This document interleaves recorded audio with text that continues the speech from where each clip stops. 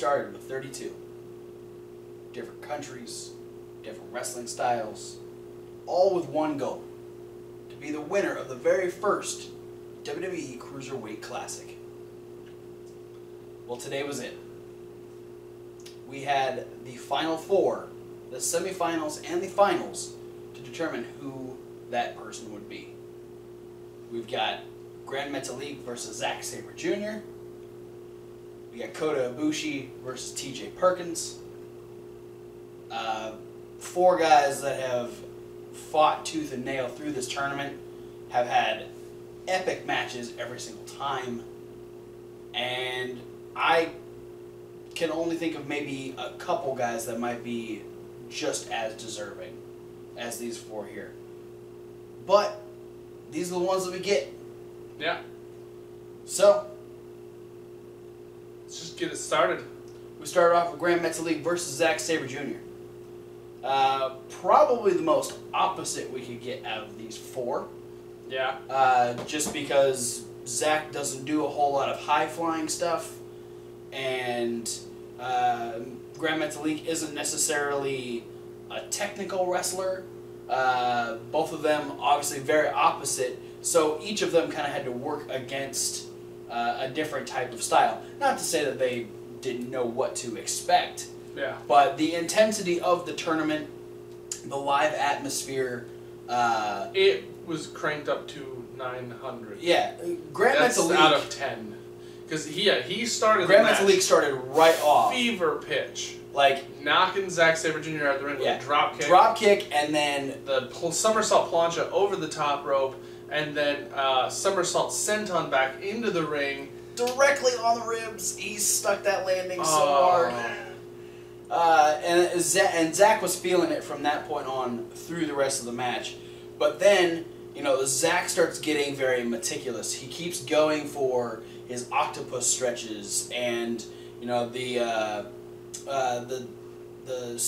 standing abdominal stretch, and just all these. He is trying to just rip at the body of Gran Metalik and just tear him down. Yeah. But Gran Metalik is on some other level that he hasn't been in during this tournament, where he is going just as full speed as he possibly can the entire time. Yeah, no, this is like one of the most full throttle, balls to the walls times that we've seen anybody have in the Cruiserweight Classic. Yeah. There really hasn't been any other time where we've seen somebody go so non-stop. It was borderline Terminator-esque. Yeah. Where it was just like, it took all the effort Zack Sabre Jr. had to slow him down in the least. And not, you know, to be fair, Zack Sabre Jr. got a lot of his shtick. Oh, yeah, no, there was laid in a hell of a penalty kick. Yeah, there was no lack from the side of Zack Sabre Jr. No, it's just, you know, it was like one of those moments where Gran Metalik tasted it, and it was like, you know, when the shark tastes the blood in the water, or smells the blood in the water, they say, and just goes in for the kill. Yeah. And it was just like, pow, bam, bam, everything. Zack Sabre Jr. eventually, like, got so fed up with it, he stepped up the level of intensity. He was going, and they just started throwing bombs at each other. Zack Sabre Jr. with the European uppercuts, Gran Metalik with the open hand chops. Yeah, they were those just are like, gnarly. They were just like hammering each other big time, and we had the moment where it looked like Gran Metalik was going to take it. He had Sabre down. Mm-hmm. He goes to the top. He jumps down, and Sabre readjusts himself and catches Metalik so he can put him in a triangle choke. And that right there is usually such a momentum stopper, and is immediately putting the favor in that person who has that hold. Yeah, and then he, like, just to, like, try and make it that much more intense, he grabs Metalik's hand and puts him in sort of a top wrist lock, key lock hold. Yeah. While in on the triangle. The triangle. Metalik does, like, first thing, he needs to alleviate the pressure, so he stands up as high as he can get. Yep. But eventually he ends up flipping over, which was a brilliant move. Zack Sabre Jr. into almost a jackknife pin, yeah. which forces Zack Sabre Jr. to let go. Yeah, and with that near fall there, that kind of allows the separation that Metalik needed from that submission hold. And as Zack comes barreling in for an uppercut or some sort of... he's barreling in for a hell of a European uppercut. It's the same thing that happened to him when he went against Noam Dar, when Noam Dar dodged out of the European uppercut and caught him in the backslide position. He goes for that uppercut. He's running so full board that he can't stop himself if someone's countering him. Yeah, he's kind of tunnel vision on hitting this this move. He ends up getting himself stuck on Metalik's shoulders and dropped down right on his head, neck, and shoulders with the Metalik driver. And Gran Metalik moves on to the finals. Unexpected semifinal win, in my opinion.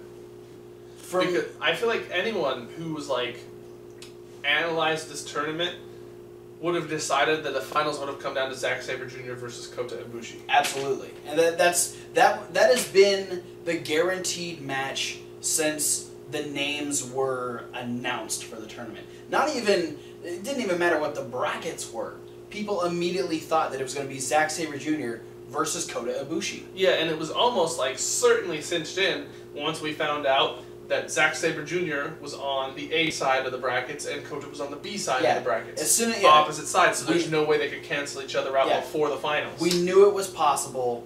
Then they make it to the semifinals, so it's okay, Gran Metalik and TJP have done great up to this point, but they're going against an unbelievable level caliber wrestlers here. Yeah. And with the elimination of Zack Sabre Jr., it kind of makes you go, whoa. Okay, now what do we expect? Yeah, because here's Gran Metalik getting a win over a guy who's considered pound for pound, regardless of size or style, one of the best wrestlers in the entire world. Yeah, and I mean, Gran Metalik had already, proven his worth. He eliminated Tajiri from the tournament. Yeah, Tajiri, Tozawa. Yeah. And I can't remember who his first opponent was. Let me check my bracket. His first one was he eliminated Alejandro Sai. So an unknown guy who went above and beyond what anybody thought. Gran Metalik has had one hell of a run through this tournament. Yeah. And so now he has shocked the world by eliminating someone like Zack Sabre Jr. Yeah. So, awesome overall match. Yeah. We have to see now if TJ Perkins versus Kota Ibushi is going to keep the pace up, or if they're going to try and go a different route and do something, less high frequency. Yeah.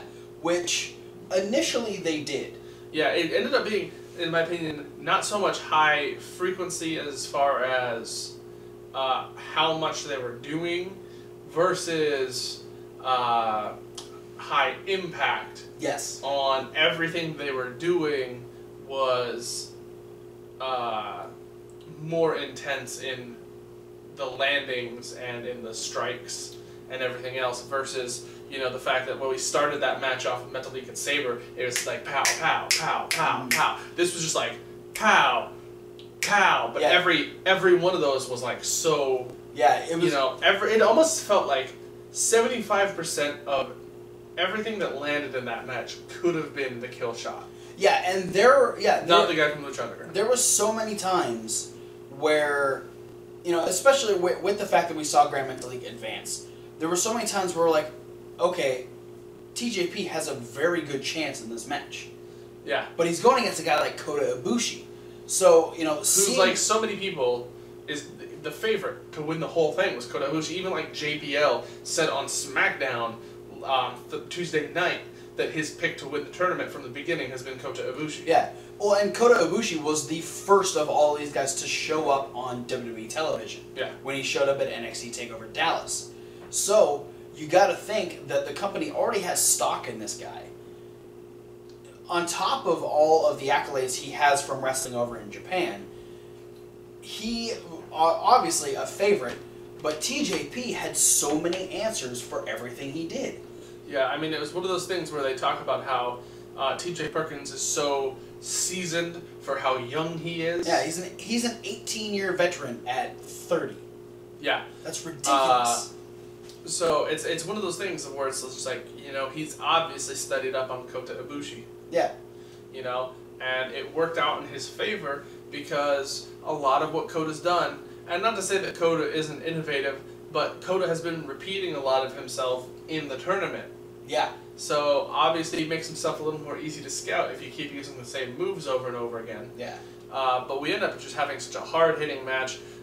Big highlight that got huge pops was they both started throwing like left haymakers and connecting with each other at the same time. Yeah, there was like 3 in a row where they just like they both set up and then wham, just hammering each other.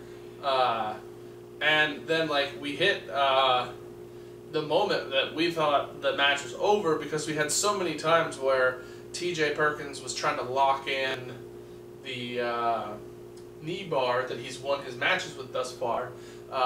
He even hit the double chicken wing into the lung blower. Yeah. And tried to pin Kota, and Kota kicks out. And we have the moment where we just think, you know, this is it, match is over. TJ's, exasperated his arsenal, and Kota hits the Golden Star Powerbomb. Yeah.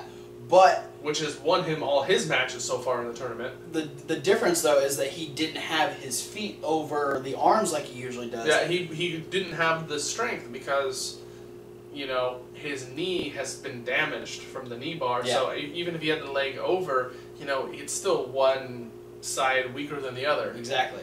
So TJP is able to kick out of, you know, the first time we're seeing someone kick out of the Golden Star Powerbomb. Then, you know, TJ going right back to work on the legs. And we've seen Kota escape, I think, 3 different attempts at the knee bar. Yeah, he escapes 3 or 4 with different things going on. He was not going to let that submission be his undoing. Yeah, and he slams TJ Perkins down on the mat. He goes to the top rope. He goes for the Phoenix Splash. Ooh, TJ Perkins gets out of the way. I forgot about that. Kota Ibushi smashes face first onto the mat. Looked like if it might have been any other person in the world trying this, they might have knocked themselves unconscious. Yeah, luckily that's how hard he hit his face. Luckily, Kota's kind of used to, you know, maybe that particular impact. But yeah, it smashed his nose. He is messed up at this point. His whole face, like this portion of his face, is like pink from like smacking the mat. And he still comes back from this though. Yeah, which is unfucking believable. Yeah, but I mean, at that point, I just think he's beyond recovery mentally because there's no way he was seeing only one TJ Perkins at this point. And so obviously, you know, he's in that mode where he's now just going for what he knows. He goes for the Golden Star Powerbomb again, but TJP is able to roll down, trip him up, lock in the knee bar. But again, Kota is not going to let that move finish him, and he is crawling towards the ropes. So TJP makes sure he can't. Transitions into an STF, and Kota has no other option but to tap out. Yeah. So back to back, unbelievable upsets in the semifinals. Yeah, both the #1 and #2 seeds to win this tournament eliminated by one guy who not many people had heard of coming in, and one guy who had the Cinderella story, but no one really said that he was a guaranteed win. Yeah, out of a lot of the more known to the American crowd, the WWE crowd, if you will, participants, TJ Perkins was kind of not that high up on the list of guaranteed winners. Yeah. You know, I think there were a lot more people in my mind that other people would have picked prior to TJ Perkins. You know, I think both Ciampa and Gargano potentially. Rich Swann. Rich Swann maybe. Brian Kendrick probably. So it's kind of shocking to see TJ Perkins get that elimination. Yeah. As have been the last 2 eliminations that TJ Perkins has got. This is 3rd match in a row where people did not expect TJP to come out on the winning side, and he has. Yeah. Then we move on to non-tournament action. Yes. How do we keep the action going when the tournament isn't a thing? Yeah, well, you take DIY, Gargano, and Ciampa, and they're trying to send a message to the Revival in a, hey, we're still gunning after you, and they're going to go against the first-time pairing of Noam Dar and Cedric Alexander. As far as styles clashes go, that's a team that's on opposite spectrums of the board, because, again, that's like thinking of like teaming Lince Dorado and Zack Sabre Jr. together. Yeah, it's like, here's Cedric Alexander, who's high impact and super springy, super high fly, and then you have Noam Dar, who, he does like the heavy strikes, but he's a very much more technically rounded wrestler than high flying and high energy. And they're going against the fast-paced, heavy strikers of DIY. Yeah. Which... but these 2 teams gelled. Shit. They gelled so well together. Like, going into this, I knew that Alexander and Ciampa were going to have chemistry because they both work together in Ring of Honor.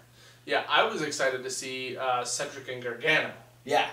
And because we've heard about that happening in places like AIW, AAW, and I think recently in Evolve, where they did the Cruiserweight Classic little showcase matches. Yeah, and so it's been a thing, but to actually watch it is fucking fantastic. And then you throw in Noam Dar, who's not a slouch, but really I think out of the entire CWC, this was his standout moment. Absolutely, like, this match was his thing. Yeah. No, and he had a couple moments where I feel like he gets so ahead of himself sometimes. He's just trying to move so fast that he can't do what he's trying to do because his body's moving, or his mind is moving faster than his body is. And so he's just like trying to do stuff. But the stuff that he does hit is intense and totally just fit in this atmosphere of this match. Yeah, and you get so many points in this match multiple times where you have all 4 guys in the ring and shots are going off rapid fire. And there's the spot where I think it was, I don't know, Tommaso was on the outside and somehow he got Noam Dar into the electric chair hold, and Gargano was on the apron and super kicked Noam Dar off of Ciampa's shoulders. Yeah. And he takes like a really awkward shoulder first tumble onto the apron and then falls to the ground. Yeah. So many things. He ended up taking Enziguri from Johnny Gargano that like flipped him sideways. That I think that was the point where they were hitting, like, it was he hit that Enziguri super kick, knee strike, super kick, and fucking everyone's down. Yeah, it is like he takes the Enziguri from Gargano takes a super kick from Cedric, and then Cedric gets a clothesline from Ciampa that backflips so hard. Drops him. And then it's like, what's funny is you see like Noam Dar and Gargano who are like finally crawling to the outside like wounded soldiers. Yeah. And the first thing that happens is Cedric and Ciampa get up and tag them back in. Yeah. So Noam Dar, Johnny Gargano come in, just going at it again. The intensity picks up, and we have this moment. I don't even remember what move it was that Cedric hit Ciampa with, but Johnny's on the outside. He's like struggling to get back up on the apron, and we have the nearest of falls that I have ever seen. I don't remember what move it was because right afterwards he hits a kick. Yeah. After the first move. Yeah. And just Ciampa is like out. It seems like he was like legitimately knocked out because like you've heard of like the expression 2 and 99 100ths. Yeah. This was like 2 and 999 1,000ths. The referee actually hit the mat and had to go no, his shoulder was up. It was like at the same time. Like it was Ciampa. No one can match that. No one can make a nearer fall than literally as 3 hit, the shoulder was coming up, and so the referee was like, I hit it, but I saw a shoulder up. It's like Cedric is like pleading. He's like, no, that had to be 3. The crowd even kind of silenced for a second, like, wait, what just happened? And then they realize, oh shit, the match is still going. Yeah, Gargano has to kind of step in and take over though, because Ciampa's just rocked. Eventually though, they do end up neutralizing Cedric Alexander long enough to... Yeah, he jumps down into not just a knee strike super kick combo, but at the same time, he jumps into it. Like springboard. Boom! Alexander's done. Yeah, he's done. He's neutralized. He's out. Not coming back. Not saving a pinfall, which sucks for Noam Dar, because then he gets dropped to his knees, center of the ring, and ends up eating a similar fate as he gets kneed in the back of the head, super kicked in the face, and then pinned. Yeah, and DIY has sent their message. I do believe this will be enough reason for William Regal to give them another shot at the tag team title. So, Absolutely. Revival, you better be ready. You better be ready. And hey, Revival, watch out, because I feel like maybe Cedric Alexander and Noam Dar could be on the horizon for a tag team run. Yeah, because you being a first-time pairing, those guys worked well together. I was definitely impressed. I'd be impressed to see, what could come of, how would they look 4 or 5 times in teaming with each other. Yeah. If they did so well time number 1, make them a little more seasoned as a tag team. We'll see what happens. All right. Here we are. The dust is starting to settle on this tournament. We got one more. There's one match left. The finals.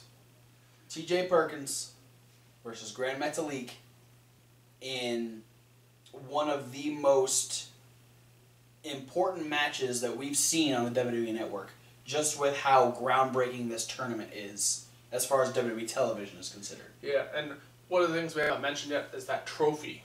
Yeah. Is sitting in the middle of the entryway. Yeah, they've had to walk by it every single time they've gone down the ramp. It's been out there at ringside during the matches. The prize has been within eyeshot of all the competitors while they're wrestling. And you know that, winning is great, but the fact that they're going to be winning on WWE television in front of millions of people. Yeah, and winning something that's happening for the first time ever. Yeah. This is history. It's like Hacksaw Jim Duggan won the first ever Royal Rumble. Pat Patterson was the first ever Intercontinental Champion. Shawn Michaels won the first ever Iron Man match in WWE. It's stuff like this, especially with how excited everyone's been about this tournament. How this tournament has not slacked in the least in the 10 weeks it's been on. So you know that people are going to remember this moment. Yeah. So we have both competitors in the ring, and we're expecting here, because the referee comes in, brings them in, makes them shake hands. But there's a little bit of a lull. A little bit. And then Triple H comes out. Yeah.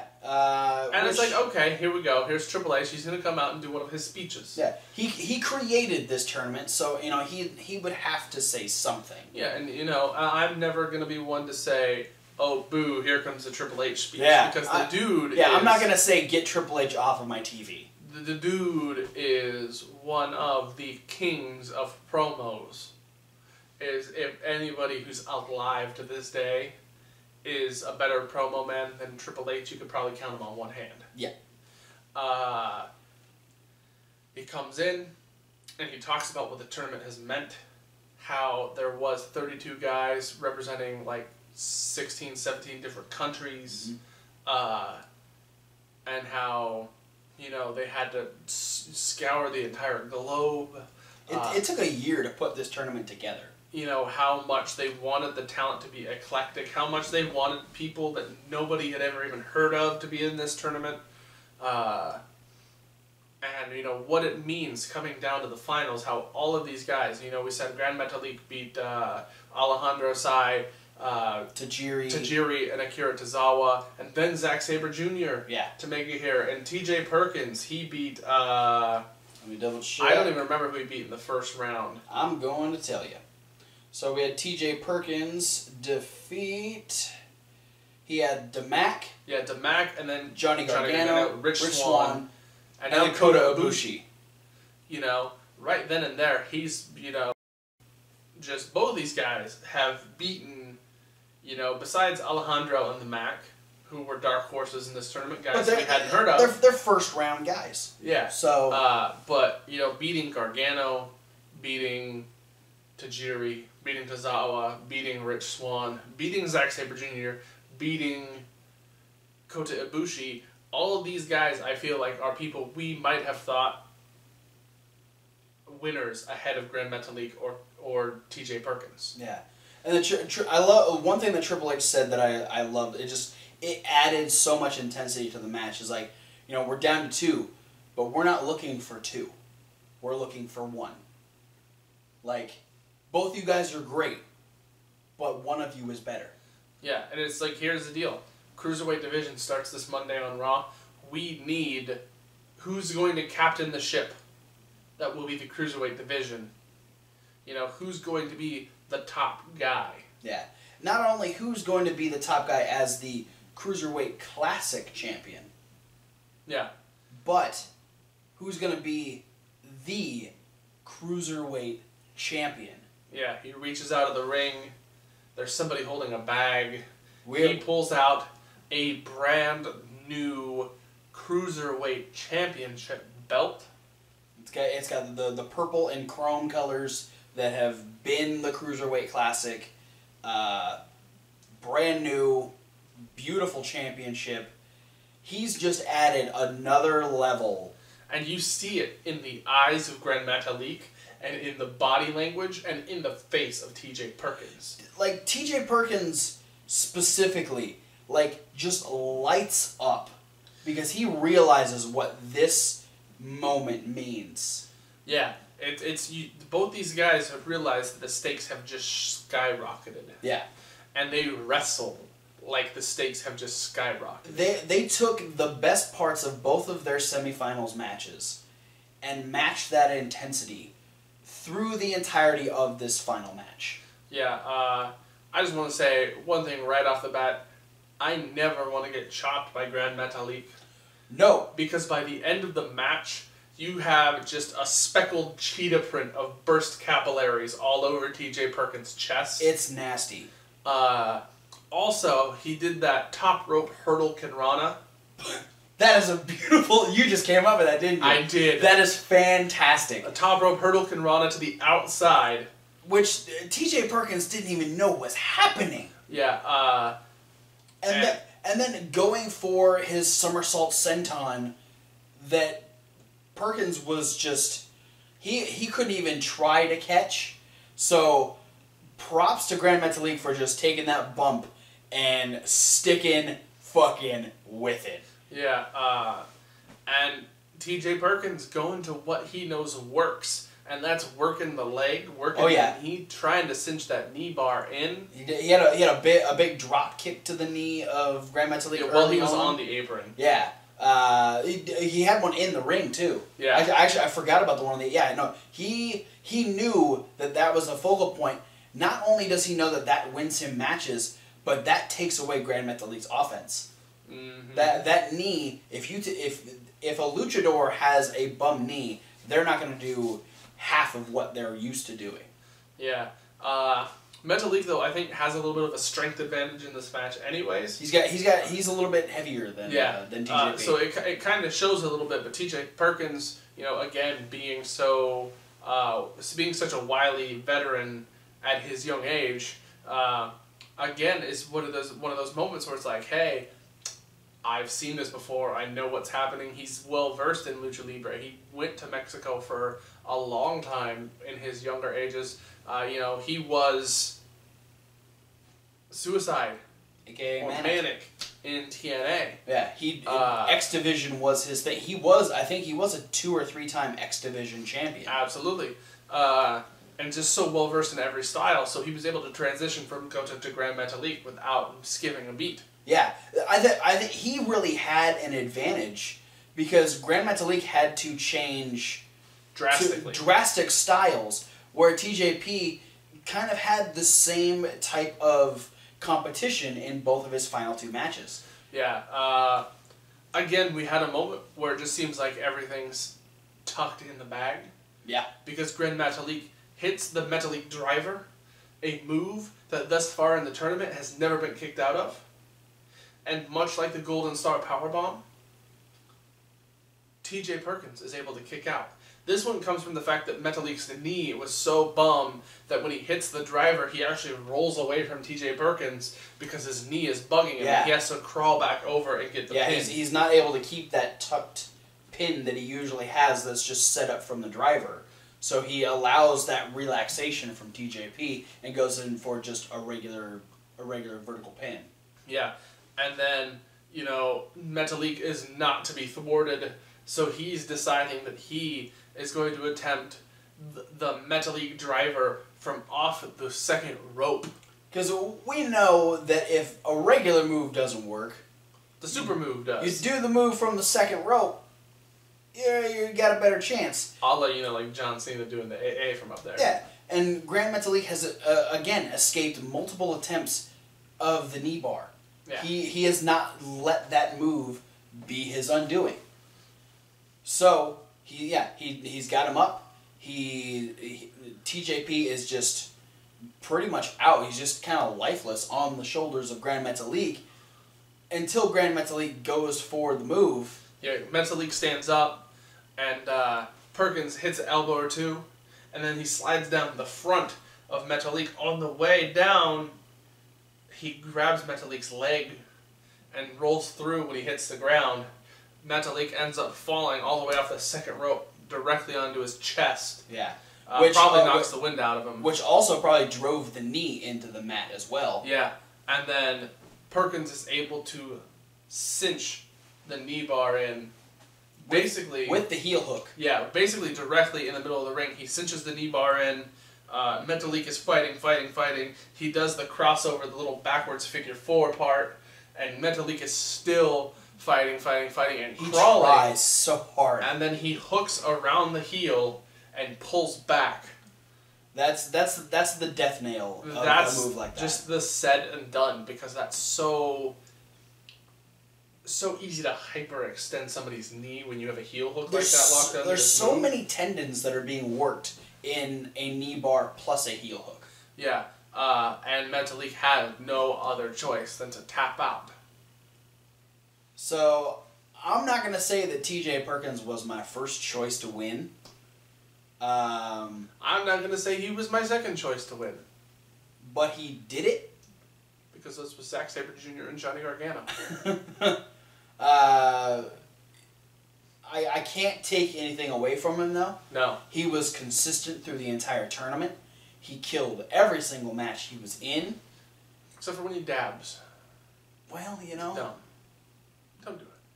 Cam Newton dabs and he made it to the Super Bowl, so dabbing has some sort of... Maybe if we start dabbing, we'll get more viewers. I don't know.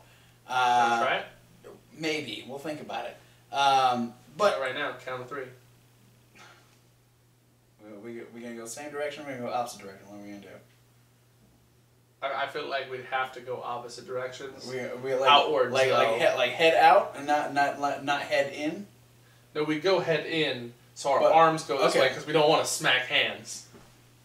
That's fair. All right. I ain't gonna do it. I knew you weren't gonna do it. TJP, man, he went to fucking war. He survived. He is the first ever Cruiserweight Classic champion, and he is also Monday Night Raw's Cruiserweight champion. Yeah.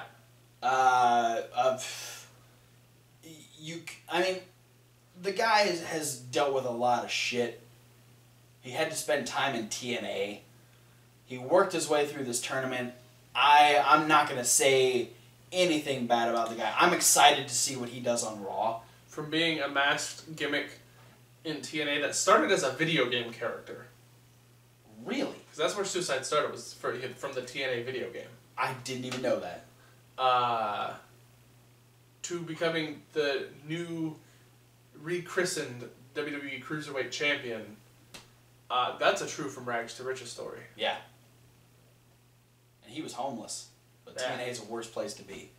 So congratulations to TJ Perkins. Congratulations to all 32 guys that have just busted their ass for the last 10 weeks. Just to be considered to be part of this tournament meant that you had something special, except for Anthony Bennett. You're really just like... Nobody thought I was going to bring that back around, did they? No, I thought that was dead and gone. But Tony Nese killed your ass. Oh, jeez. No, I'm so looking forward to the next time they do this. Yeah, I mean, even if they don't do another Cruiserweight Classic tournament, just the fact that this is going to be a staple of Monday Night Raw from here on out. Please give us something worth watching on Mondays. You know, Gargano, Ciampa, Swan, Metalik, Perkins, Lindsay, Noam Dar, Coda, all guys who have been signed. Cedric Alexander, as far as I know, I could be wrong, but like all these guys, as far as I know, have been signed. You know, Kalisto was there in the crowd during the tournament. Yeah. So was Jack Gallagher.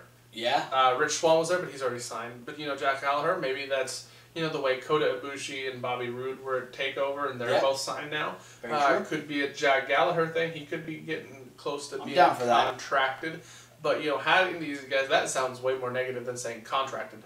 The way I emphasis made it sound like a disease. But having all these guys, you know, we just saw Jack Swagger switch from Raw to SmackDown. Yeah. So maybe we get Kalisto to come over from SmackDown to Raw to join the Cruiserweight division. Please. Like, it's cool that Sin Cara's over there. Because I think Sin Cara will be a great addition to these group of guys. But please, for the love of God, send Kalisto over. You know who's another name that's going to be on that list? Neville. Yeah. I'm excited for that.